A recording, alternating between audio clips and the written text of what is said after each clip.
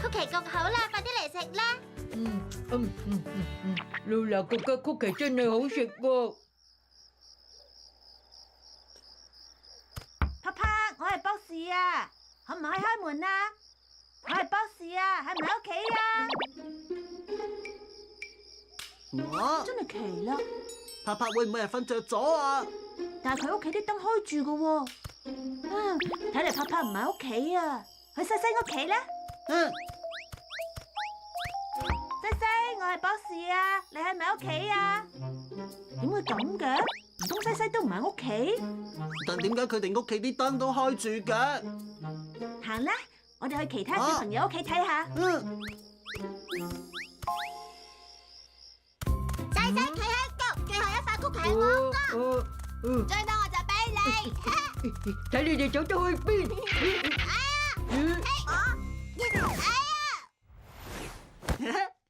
多謝你哋塊曲奇啊！博士，小優你最好，小朋友你哋好。博士，你哋點會嚟咗嘅？我哋係嚟檢查啲屋嘅電腦安全㗎，睇嚟的確有啲問題喎。個雪櫃打開咗，電視機開咗又冇人睇，所有燈都開着晒。仲有啊，你哋離開咗自己屋企，但係就冇熄燈。我一陣就翻屋企噶啦，盞燈又開又熄咁麻煩。咪係咯，博士，咁樣有咩問題呀？咁樣問題就大啦。各位小朋友，你哋知唔知唔熄燈有咩壞處啊？咁樣會浪費電能㗎。燈同電視呢啲電器會浪費電能？冇錯，我哋用嘅所有電器都會消耗電能。如果你開咗又唔用，就係浪費緊寶貴嘅能源。咁博士，電係由邊度嚟㗎？點解會消耗能源嘅？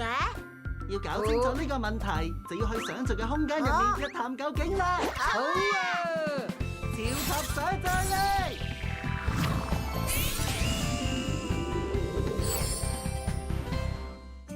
小優，呢個咩嚟㗎？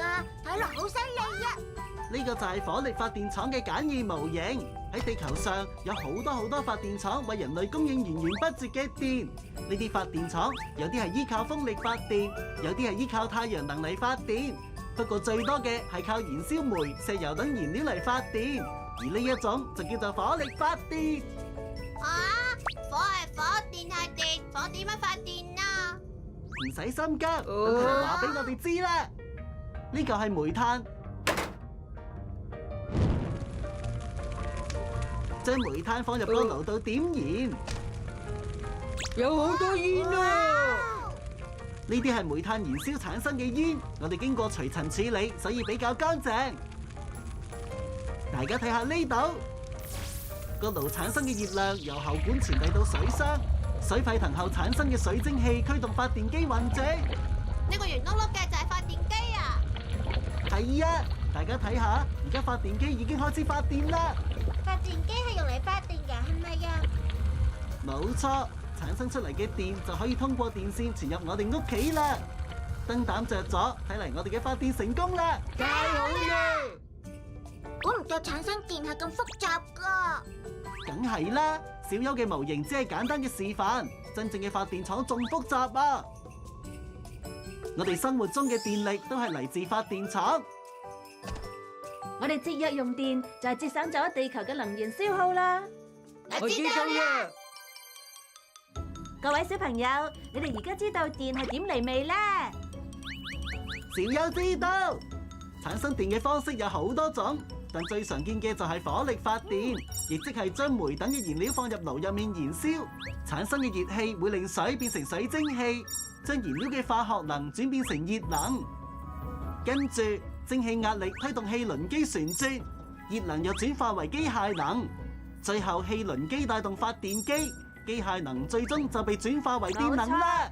其實每一度電都消耗緊地球能源，所以為咗保護地球，我哋一定要由隨手熄燈做起。各位小朋友，我哋下次再見。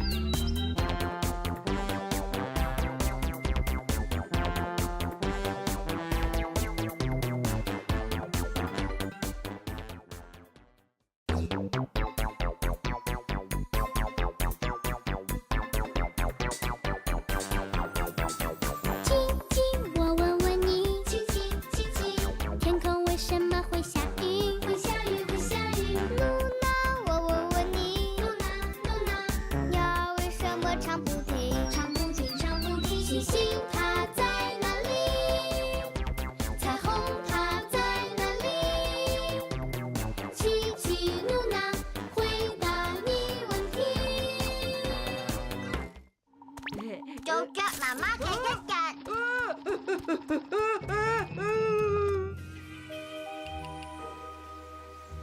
紅妹，哦，雀仔蛋，雀仔，點解得你一個喺度嘅？係喎，雀媽媽飛咗去南方過冬啊！睇嚟雀媽媽唔記得咗你啦。不過唔緊要，我會好好照顧你㗎。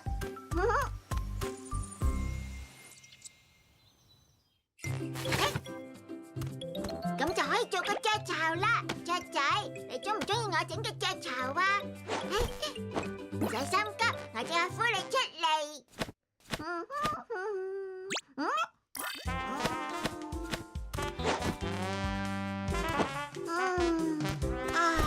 孵蛋真係好攰。琪琪，嚟食曲奇啊！一陣再食啦，我而家唔喐得，我孵緊蛋啊！琪琪，你又唔係雀媽媽，點識孵蛋啊？點會唔得啊？睇下雀仔 BB 啊！琪琪，咁樣對雀仔 BB 太危險啦，我哋都係搵博士同小優嚟幫手啦。好啦。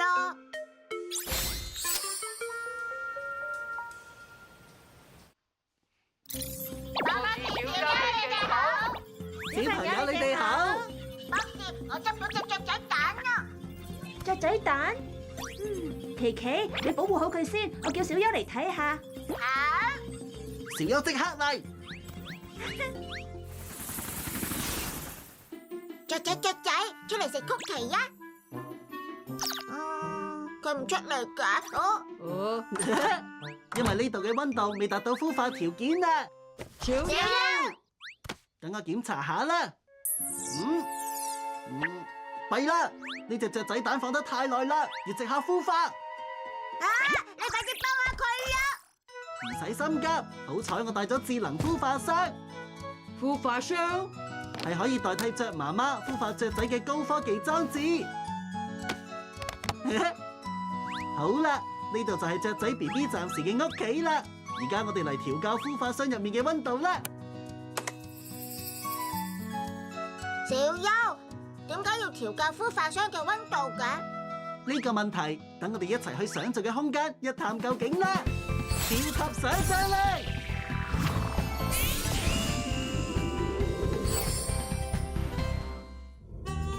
各位小朋友，我哋喺呢度可以睇到模擬孵化雀仔嘅過程。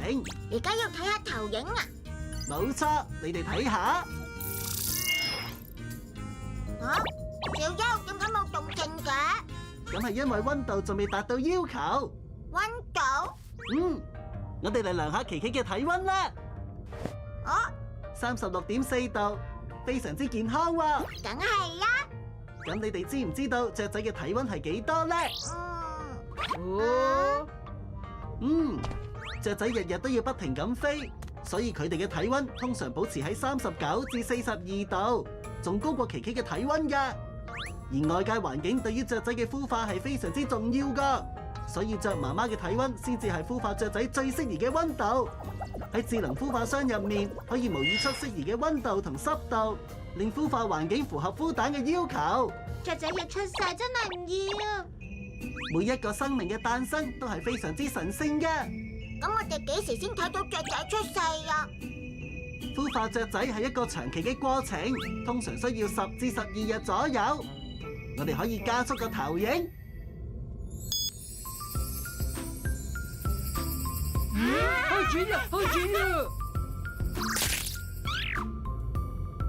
好神奇啊！雀仔孵化出嚟只係佢成長嘅第一步咋，之後仲需要佢哋嘅親人小心咁呵護。雀仔，你快啲長大啊！係啊，等你大個，小優會帶你搵媽媽嘅。各位小朋友，點解琪琪孵唔到雀仔出嚟咧？小優嚟話俾大家知，孵化雀仔唔止要有同雀媽媽相同嘅體溫，仲需要環境有適宜嘅濕度同通風狀況先得㗎。冇錯，淨係靠琪琪嘅體溫係滿足唔到呢啲條件㗎。今日嘅時間差唔多，我哋下次再見。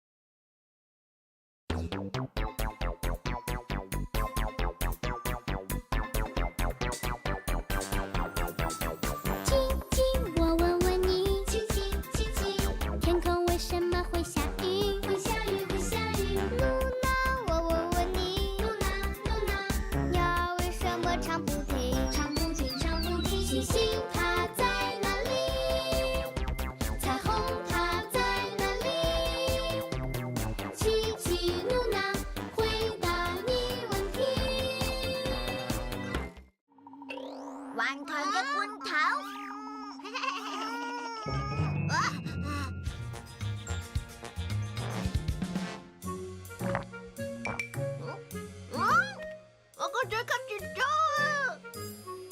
啊！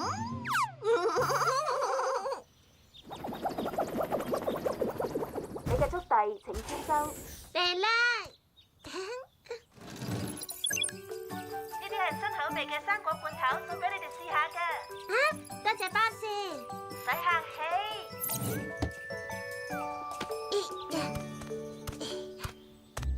博士送咗新罐頭俾我哋啊！我想食，我想食。等我離開啦。點解咁實嘅？俾我試下。細細加油！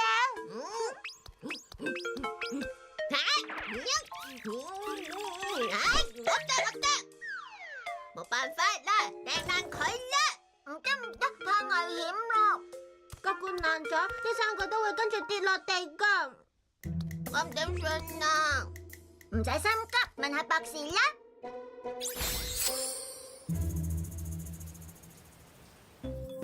博士你好，小優你好。小朋友你哋好，你哋中唔中意啲新罐頭啊？我哋仲未食到喎，我哋都開唔到，我都擰唔開啊。開罐頭唔係靠力氣噶，係需要一啲小技巧。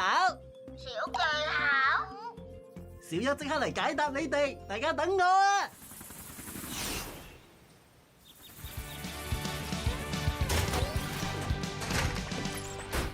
！Hi， 小朋友。嗨，小優，幫我哋開咗佢呀！好易啫，你隻匙羹仔我啊！嘿嘿，嘿，你再試下。唔得，擰唔開呀！我哋試過啦，俾我試下。哇，開到啦，完全唔使用力。點解會咁嘅？我即係調整咗罐頭入面嘅氣壓。乜嘢係氣壓啊？氣壓就係我哋周圍嘅空氣壓喺我哋身上嘅力。原來係咁樣噶，空氣真係細力啊，我都感覺唔到。喺罐頭入面嘅氣壓係點改變噶？等我哋去想像嘅空間入面一探究竟啦！好啊！超級想像力！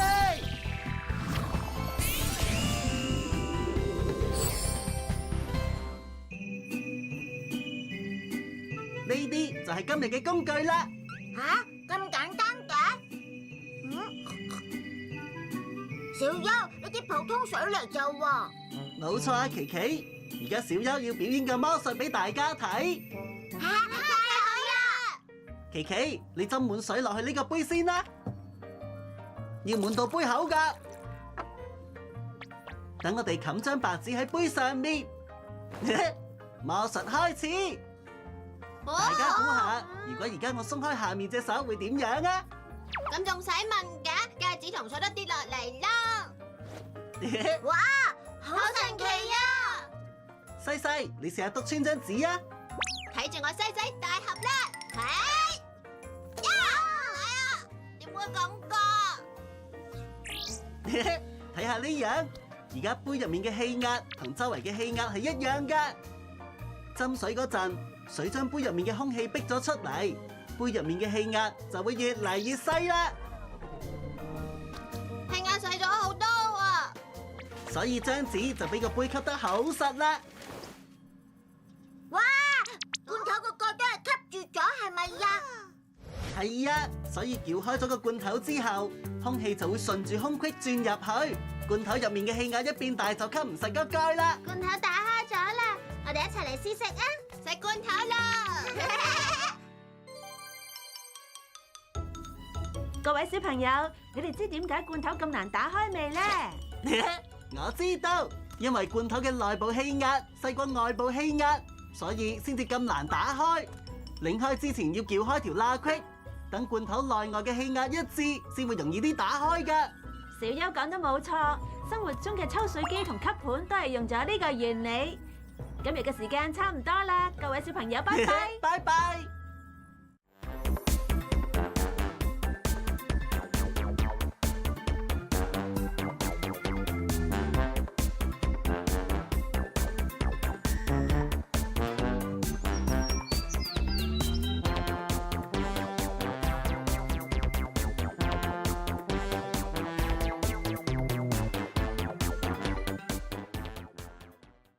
亲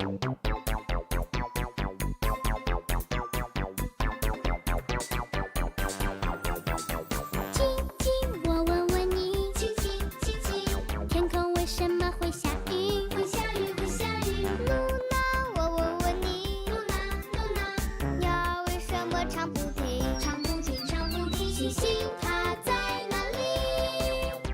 彩虹它在哪里？奇奇露娜，回答你问題。西西嘅美食派對，耶！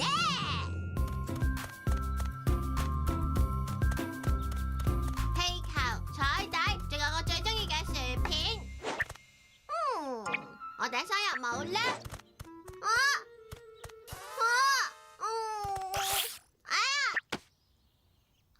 原來喺我個頭度，生日帽都準備好啦，西西，哇！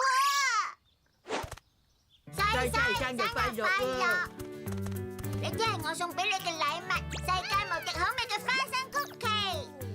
呢支係我最中意嘅竹筍送俾你啊！多謝你哋。西西，睇下我送俾你嘅生日禮物。西西，生日快樂！呢份係送俾你嘅驚喜禮物啊！你中唔中意啊？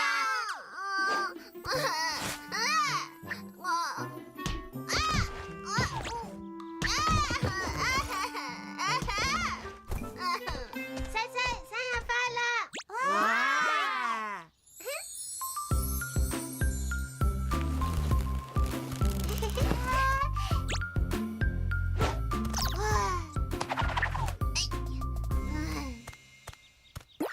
西西，呢啲香蕉係送俾你㗎，你要唔要試下？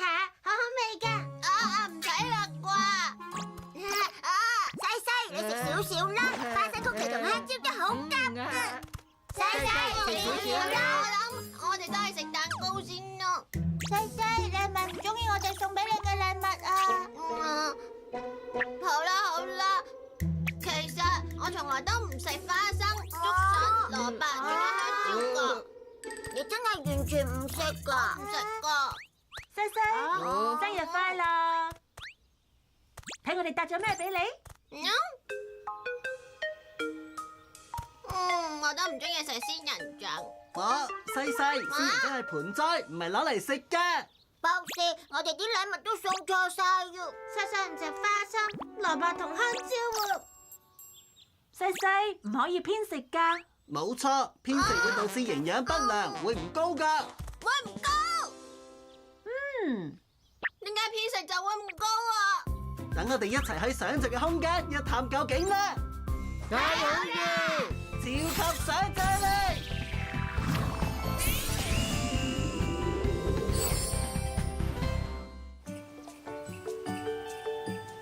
哇！唔使心急，等陣先。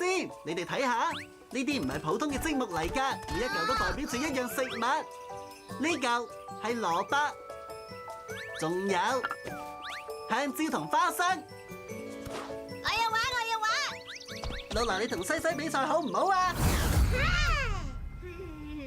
大家注意啦，揀咗嘅食物一定要自己食返㗎。我唔想食呢啲喎。淨係揀薯片，我都贏到啦。夠鐘，我哋睇下大家嘅積木砌成點樣啦。咁樣已經係再高啦，再砌上去啲積木會冧㗎。因為西西揀嘅全部都係薯片，但係薯片入面嘅營養太少啦，只會令你越嚟越肥，但係就生唔高。我哋再嚟睇下露娜砌嘅積木啦。嗰個食物城堡非常之堅固㗎。露娜揀咗各種含有唔同營養嘅食物，呢啲食物可以令露娜生得又高又大，身體都會變得好健康㗎。露娜仲好大力添㗎。冇錯，我哋嘅身體需要唔同嘅營養支撐，呢啲營養係冇辦法淨係由一種食物入面得到嘅，所以為咗健康咁長大，我哋每日都要食各種各樣嘅健康食物㗎。味道點啊？好似都幾好食喎。各位小朋友，大家要食唔同嘅食物，咁先會營養均衡、健康長大㗎。各位小朋友，我哋點解要食各式各樣唔同嘅食物呢？小優知道，因為我哋身體嘅成長需要各種營養，例如蛋白質、維他命等等。呢啲營養嚟自唔同種類嘅食物。如果我哋淨係食一種食物，就會影響身體嘅成長㗎啦。小朋友要好好咁食飯，唔可以偏食㗎。今日嘅時間差唔多，拜拜。